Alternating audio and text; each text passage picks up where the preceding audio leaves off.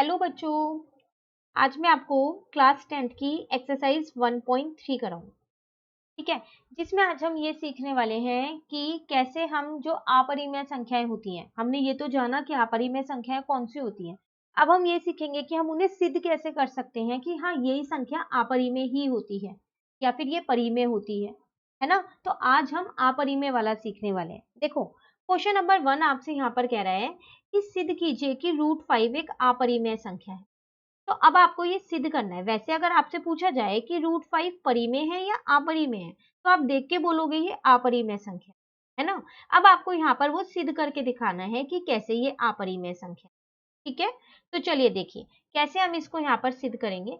जब भी आपको कोई भी संख्या को ये सिद्ध करना हो ना कि वो अपरिमेय, तो आप क्या करो, सबसे पहले ना उसका उल्टा मान लो खुद से।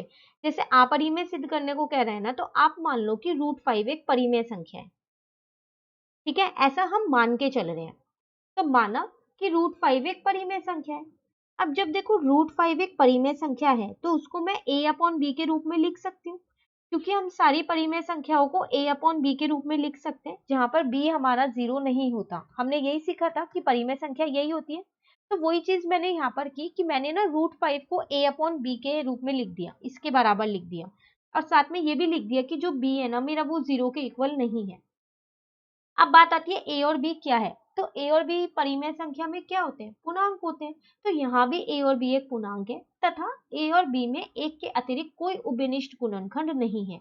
एक चीज और है यहाँ पर कि जो ए और बी है ना, उसका सिर्फ एक ही गुणनखंड है, वो है 1, एक। उसके अलावा कोई और गुणनखंड उनका नहीं है। उभयनिष्ठ गुणनखंड की मैं बात कर रही हूँ।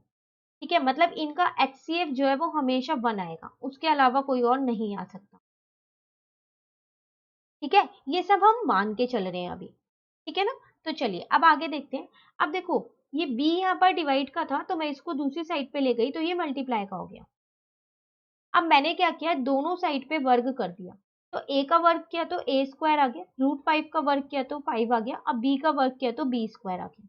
ठीक है, अब मैंने यहाँ से क्या किया, इस 5 को नीचे ले आई, तो डिवाइड का बन गया। अब आप देख रहे हो कि जो 5 है वो a² को पूरा पूरा विभाजित करता है, तभी तो b² आया होगा आंसर, है ना। उसी तरीके से जब 5a² को विभाजित कर रहा है, तो फिर 5a को भी विभाजित करेगा, करेगा नहीं करेगा। ठीक है, अगर मैं एक उदाहरण यहाँ पर लूं, जैसे ऊपर यहाँ पर 25 था, यहाँ 5 था, इसको इससे काटा तो 5 आया, आया नहीं आया 5। तो जब 5 25 को पूरा पूरा डिवाइड कर रहा है, तो फिर 5 5 को भी डिवाइड करेगा। कट करोगे तो कितना आएगा आपका आंसर, 1 आ जाएगा, आएगा नहीं आएगा। तो 25 5 का ही तो वर्ग है। तो जब 5 25 को पूरा पूरा विभाजित कर रहा है, तो फिर 5 जो है इसका 5 को भी करेगा ही, जो कि यहाँ पर हमने देख लिया। उसी तरीके से जब 5a² को पूरा पूरा विभाजित कर रहा है, तो फिर 5 जो है वो a को भी विभाजित करेगा, करेगा ना। तो वही चीज हमने यहाँ पर लिख दी। तो इससे हमें एक चीज पता चल गई कि जो a है उसका एक और गुणनखंड है, वो है 5। ठीक है, चलिए अब आगे बढ़ते हैं। अब मैंने यहाँ पर फिर से माना कि जो a है ना वो 5k के बराबर है, और k कुछ नहीं है, k हमारा एक पूर्णांक ही है। ठीक है, ये फिर से मैंने खुद से माना है। ठीक है, अब हम क्या करेंगे, यहाँ पर इन दोनों का दोबारा दोनों जगह पे वर्ग कर देंगे। तो a का वर्ग किया तो a² आ गया, 5k का वर्ग किया तो 5k का होल स्क्वायर, यहाँ पर ये होल वर्ग आ गया। ठीक है, अब देखो इस a² की जगह ना मैंने क्या किया है, यहाँ से a² का मान निकाल लिया। देखो मैंने यहाँ पर समीकरण 1 भी लिख रखा है। तो a² की जगह मैंने 5b² यहाँ पर लिख दिया, लिख सकती हूँ मैं। ठीक है, 5 का वर्ग करूंगी तो 25, k का वर्ग करूंगी तो k², और यहाँ ब्रैकेट में लिख दिया कि समीकरण 1 से लिया है ये मैंने। ठीक है, अब वही ये 5 यहाँ पर मल्टीप्लाई का, ये दूसरी जगह पे जाके डिवाइड का हो गया। तो b² मेरा कितना आ गया, किसके बराबर आ गया, 5k² के। यहाँ से ये 5 मल्टीप्लाई का था, इसको वापसी इधर ले आई, तो ये डिवाइड का हो गया। अब आप फिर वही चीज देख रहे हो कि जब 5b² को पूरा पूरा विभाजित कर रहा है, तो फिर 5b को भी विभाजित करेगा। जैसे अभी हम ऊपर a के लिए करके आए हैं कि जब 5a² को पूरा पूरा विभाजित कर रहा है, तो फिर 5a को भी विभाजित करेगा। सेम वही चीज हमने यहाँ पर अब b के लिए भी लिख दी। ठीक है, तो अब आप देख रहे हो कि a और b के दोनों का उभयनिष्ठ गुणनखंड 5 है। क्योंकि 5 दोनों को विभाजित कर रहे हैं, ए को भी और बी को भी, तो इनका उभयनिष्ठ गुणनखंड एक 5 हो गया। लेकिन हमने तो ऊपर ये माना था ना कि ए और बी जो है वो हमारे पूर्णांक है और उनका जो उभयनिष्ठ गुणनखंड है वो 1 के अलावा कोई और नहीं है। ऐसा हम अभी ऊपर मान के आए थे, देखो यहाँ पर लिखा हुआ है 1 के अतिरिक्त कोई उभयनिष्ठ गुणनखंड नहीं है।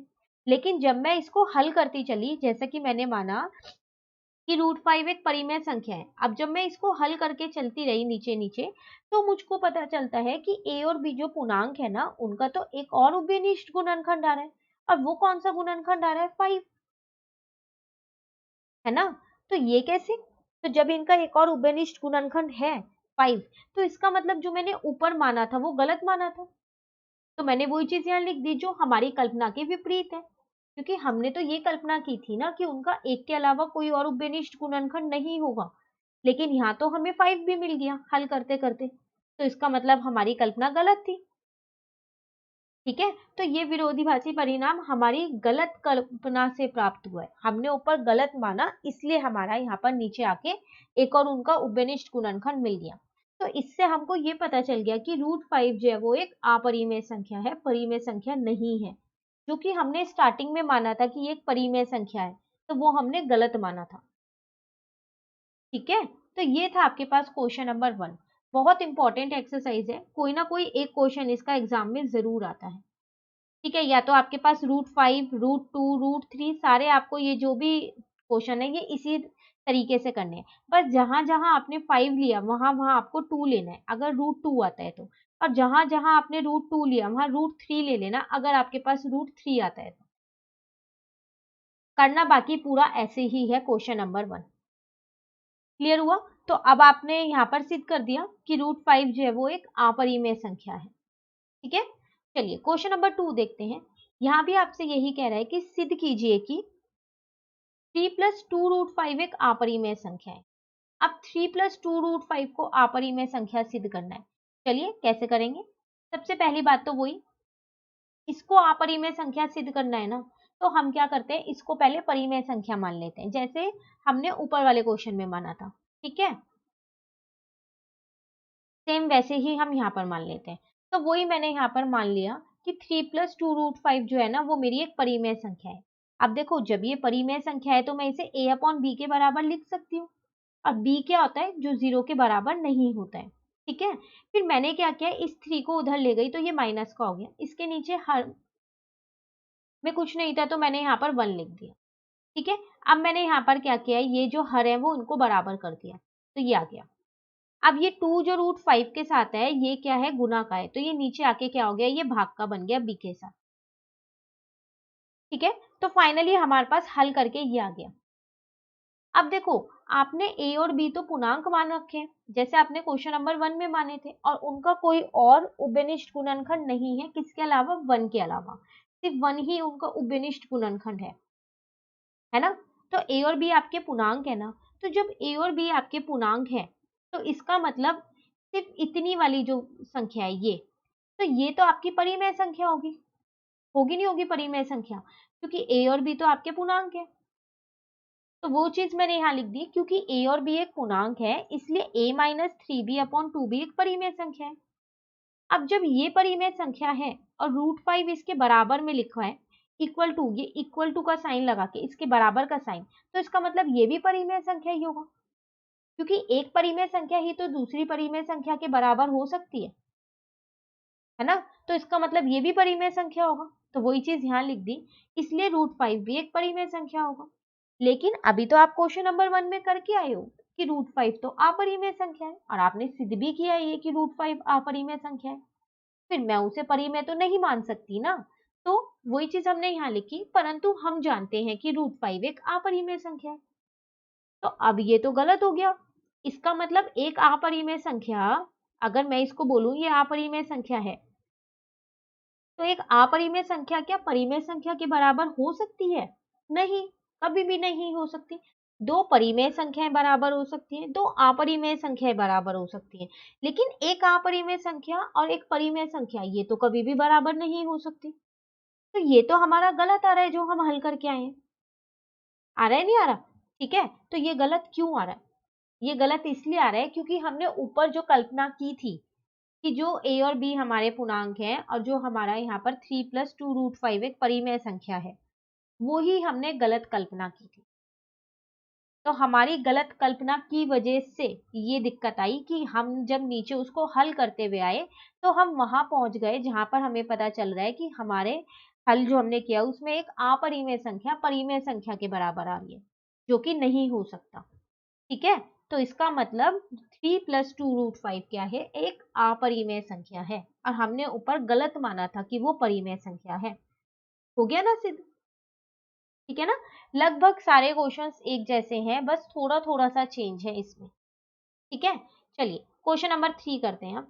कह रहे हैं सिद्ध कीजिए कि निम्नलिखित संख्याएं अपरिमेय है। तो इसमें भी अपरिमेय ही सिद्ध करना है। 3 पार्ट आपको दे रखे हैं।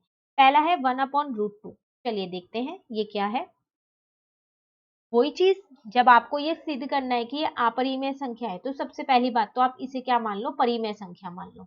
वही मैंने यहाँ पर किया कि 1/√2 एक परिमेय संख्या है। जैसे ही मैंने इसे माना ना कि 1/√2 एक परिमेय संख्या है तो इसको मैं a/b के बराबर लिख सकती हूँ, जिसमें b जो है वो मेरा 0 के बराबर नहीं होगा। ठीक है ना। अब यहाँ पर a और b है क्या, a और b आपके वही सेम पूर्णांक है और इनका कोई उभयनिष्ठ जो गुणनखंड है वो एक के अलावा कोई और नहीं है। तो हर क्वेश्चन में ये तो सेम ही है कि a और b जो है वो मेरे पूर्णांक है और a और b में एक के अतिरिक्त कोई उभयनिष्ठ गुणनखंड नहीं है। ठीक है ना। चलिए अब इसको हम हल करते हैं। तो 1/√2 = a/b था, यहां से मैंने √2 का मान निकाला, वो b/a आ गया। फिर वही चीज देखो, आपको पता है कि a और b आपके जो है वो पूर्णांक है, तो इसका मतलब इतनी संख्या तो आपके पास जो है ये परिमेय संख्या है आपके पास। अब जब ये परिमेय संख्या है तो इसके बराबर में जो लिखा है वो भी परिमेय संख्या ही होगा, तो इसका मतलब √2 भी परिमेय संख्या होगा। होगा नहीं होगा? जब b/a परिमेय संख्या है क्योंकि a और b मेरे पूर्णांक है, तो फिर √2 भी तो मेरा परिमेय संख्या होगा क्योंकि वो उसके बराबर में लिखा हुआ है। लेकिन हम जानते हैं कि √2 तो अपरिमेय संख्या होता है। अब यहाँ पर वो परिमेय संख्या आ रहा है, ऐसे कैसे? तो इसका मतलब कुछ गलत हो गया। अब वो गलत क्या हुआ, हमारी कल्पना गलत हुई। जो हमने ऊपर माना था वो हमने गलत माना था। 1/√2 हमारा परिमेय संख्या नहीं है, इसका मतलब 1/√2 हमारा अपरिमेय संख्या है, इसका मतलब। क्योंकि यहाँ पर हम जब नीचे हल करते हुए आए तो हमने देखा कि एक परिमेय संख्या अपरिमेय संख्या के बराबर आ रही है, जो कि नहीं हो सकता। नहीं हो सकता ना, तो इसलिए हमने लिख दिया क्योंकि a और b एक पूर्णांक है, इसलिए b/a एक परिमेय संख्या है, इसलिए √2 भी एक परिमेय संख्या होगी। परंतु हम जानते हैं कि √2 एक अपरिमेय संख्या है। ये तो हमें पता है कि √2 एक अपरिमेय संख्या है, तो ये गलती कहाँ से आ रही है, हमारी कल्पना गलत है इसलिए। ठीक है, तो 1/√2 एक क्या हो जाएगा हमारे पास, अपरिमेय संख्या। लास्ट में हम ये लिख देंगे कि ये हम सिद्ध कर चुके हैं। ठीक है, सेम ऐसे ही हम क्या करेंगे, 7√5 का करेंगे। वही चीज, इसको क्या सिद्ध करना है, अपरिमेय संख्या। सबसे पहले हम इसे मान लेते हैं कि ये मेरी परिमेय संख्या है, और जब ये मेरी परिमेय संख्या है तो इसको मैं a/b के बराबर लिख सकती हूँ, जहां पर b जो है वो मेरा 0 के बराबर नहीं है। ठीक है ना। अब a और b क्या है, मेरे a और b वही है, मेरे पूर्णांक है और इनका उभयनिष्ठ गुणनखंड 1 के अलावा कोई और नहीं है। ठीक है, चलिए अब हल करके देखते हैं कि नीचे क्या आने वाला है। जब मैंने 7√5 = a/b को हल किया तो ये 7 यहाँ पर गुना का था, इसको मैं नीचे ले आई, ये भाग का हो गया। तो आप देख रहे हो यहाँ √5 है, यहाँ a/7 भी है। अब आपको पता है कि a और b तो आपके पूर्णांक है, तो इसका मतलब ये तो आपके पास एक परिमेय संख्या है ना। और जब ये परिमेय संख्या है तो इसके बराबर में जो लिखा है वो भी परिमेय संख्या होगा। होगा नहीं होगा? तभी तो वो उसके बराबर में लिखा है, तभी तो वो दोनों संख्याएं बराबर में है, क्योंकि वो परिमेय है तो वो भी परिमेय होगा। लेकिन ये तो हम क्वेश्चन नंबर 1 में ही सिद्ध करके आए हैं कि √5 तो मेरा अपरिमेय संख्या होता है, ये तो कभी भी मेरा परिमेय संख्या नहीं होता। पर जब मैंने अपना प्रश्न हल किया तो मैं उसमें देख रही हूँ कि ये तो मेरा परिमेय संख्या आ रहा है, पर असलियत में तो ये अपरिमेय होता है। तो ये इतना गलत कैसे आ रहा है, ये गलत इसलिए आ रहा है क्योंकि हमने ऊपर ही गलत माना है कि 7√5 जो है वो एक परिमेय संख्या है। ठीक है ना, तो सेम वही सारी लाइनें लिखी गई हैं जो ऊपर वाले पार्ट में लिखी गई थी, सिर्फ संख्या चेंज हो गई है और कुछ नहीं हुआ है। ठीक है, देखो क्या लिखा मैंने, क्योंकि a और b एक पूर्णांक है इसलिए a/7 भी एक परिमेय संख्या है, जो कि है, इसलिए √5 भी एक परिमेय संख्या होगी, तो √5 भी होगी। लेकिन परंतु हम जानते हैं कि √5 तो एक अपरिमेय संख्या होती है। तो ये विरोधाभासी परिणाम हमारे गलत कल्पना से प्राप्त हुआ है। जो कल्पना हमने ऊपर की थी वो गलत की थी, इसलिए ये ऐसा हो रहा है। ठीक है, तो अतः 7√5 एक अपरिमेय संख्या हो गया सिद्ध। ठीक है ना। चलिए, एक और पार्ट है इसका, 6 + √2। ये भी सेम वैसे ही करना है। आपको ये सिद्ध करना है कि ये अपरिमेय है। तो जब भी हमें अपरिमेय सिद्ध करना हो, क्या करो, उसे परिमेय मान लो। वही मैंने यहाँ कर लिया, माना 6 + √2 एक परिमेय संख्या है। अब जब ये परिमेय संख्या है तो इसे a/b के बराबर लिख सकते हैं ना, जहां पर b जो है वो मेरा 0 के बराबर नहीं होगा और a और b मेरे पूर्णांक है और a और b का कोई भी उपनिष्ठ गुणनखंड नहीं है एक के अलावा। ठीक है, चलिए अब हल करके देख लेते हैं जरा। तो देखो, जब इसे हल करना शुरू किया तो ये 6 यहाँ प्लस का था, मैं इधर ले गई माइनस का, उसके बाद हर बराबर कर लिए। ठीक है, और √2 को यहीं छोड़ दिया। फिर वही सेम चीज, a और b तो आपके पूर्णांक थे, तो इसका मतलब ये पूरी जो है ये आपके पास परिमेय संख्या है, ये पूरी संख्या है ना। अब जब √2 इसके बराबर में लिखा है तो फिर ये भी परिमेय संख्या ही होगा, होगा नहीं होगा, क्योंकि वो उसके बराबर में लिखा है। लेकिन हमको तो पता है कि √2 एक अपरिमेय होता है, ये तो परिमेय होता ही नहीं है। अभी ऊपर वाले क्वेश्चन में अभी हम इसको करके आए हैं, तो ये तो गलत हो गया। एक अपरिमेय संख्या एक परिमेय संख्या के बराबर आ रही है, तो गलत है ना ये। तो ये गलत क्यों है, क्योंकि हमने हमारी जो कल्पना थी वो गलत थी। तो वही सेम चीज लिख दी, क्योंकि a और b पूर्णांक है इसलिए a-6b/b एक परिमेय संख्या है, इसलिए √2 भी एक परिमेय संख्या होगी। परंतु हम जानते हैं कि √2 एक अपरिमेय संख्या है। ठीक है, तो ये ऐसा परिणाम निकल क्यों रहा है, क्योंकि हमारी जो कल्पना थी वो गलत थी। ठीक है ना। तो हर क्वेश्चन में आप देख रहे हो सेम चीजें लिखी जा रही हैं, सिर्फ संख्या चेंज हो रही है। तो कहने के लिए ऐसा लगता है कि बहुत मुश्किल है, लेकिन अगर आप एक दो क्वेश्चन करोगे तो बहुत आसानी से आप इसके सारे क्वेश्चंस कर सकते हो। फिर एग्जाम में कोई सा भी क्वेश्चन आ जाए, सिर्फ आपको संख्या ही तो चेंज करनी है। ठीक है, और लास्ट में लिख देंगे हम 6 + √2 एक अपरिमेय संख्या है। ठीक है ना। ये थी हमारे पास छोटी सी एक्सरसाइज 1.3 जो कि हमारी कंप्लीट हो गई। तो अब हम नेक्स्ट क्लास में एक्सरसाइज 1.4 समझेंगे। तो अगर आपको ये वीडियो अच्छी लगी तो आप इसको लाइक ज़रूर कीजिएगा और मेरे चैनल को सब्सक्राइब कीजिए। Thank you.